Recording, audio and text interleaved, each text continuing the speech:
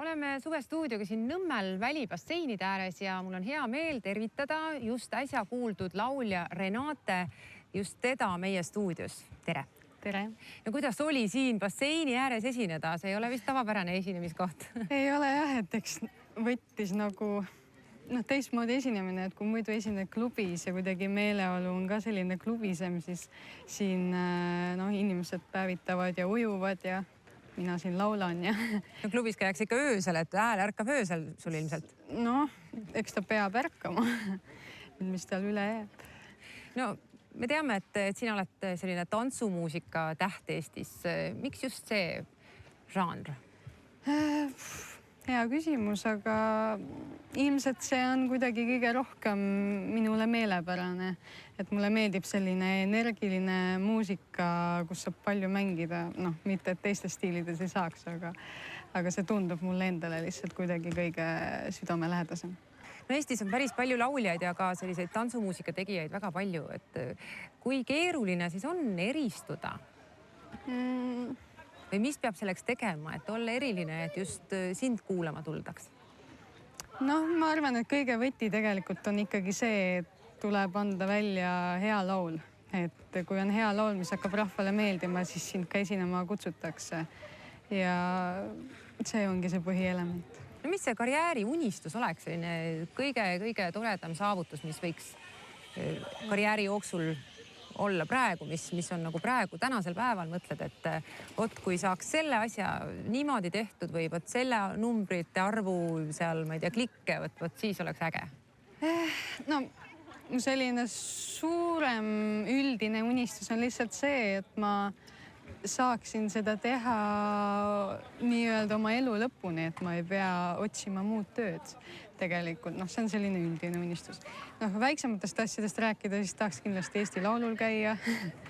Aga isegi selliseid numbreid ma väga enam ei jälgi. Et muidugi on tore, kui su laulul on 1 miljon vaatamist, aga seda ei saa eraldi eesmärgiks võtta. Kuidas see suvi on olnud? Mis kõige põnevamad esinemised on olnud? Suvi on olnud tegus. Nüüd siin suve lõpupoole on just esinemisi juurde tulnud päris palju. Nüüd näiteks just ma käisin Antslas esinemas ja ma isegi ei oskagi ühte esinemist välja tuua, sest igal esinemisel ja ka Antslas ma nägin, et aina rohkem näiteks hakkab ka see suveõhtut laul elama ja siis endal ongi nii tore, kui kogu rahvas kaasa laulab kõvasti. No täna me saates kuuleme 2 laulu, ühte juba kuulsime, üks tuleb meil saate lõpus ka veel. Kust see inspiratsioon tuleb ja kust need mõtted tulevad? Ma tean, et sa ise kirjutad päris palju.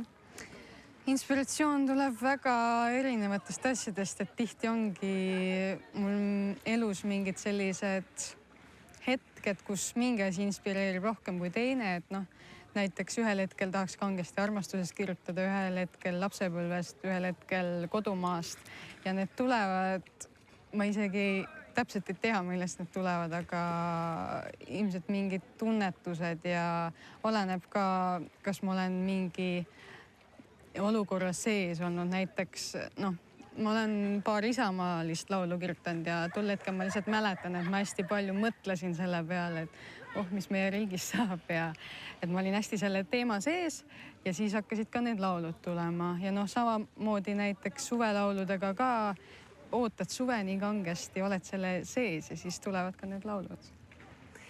Aitäh, Renate! Üks kiire küsimus lõppu, et kui sa saaks olla keegi teine tantsuartist, ükskõik kes maailmas, kes sa tahaksid olla? Ma ei ole ausalt öeldes mitte kunagi niimoodi mõtelnud, aga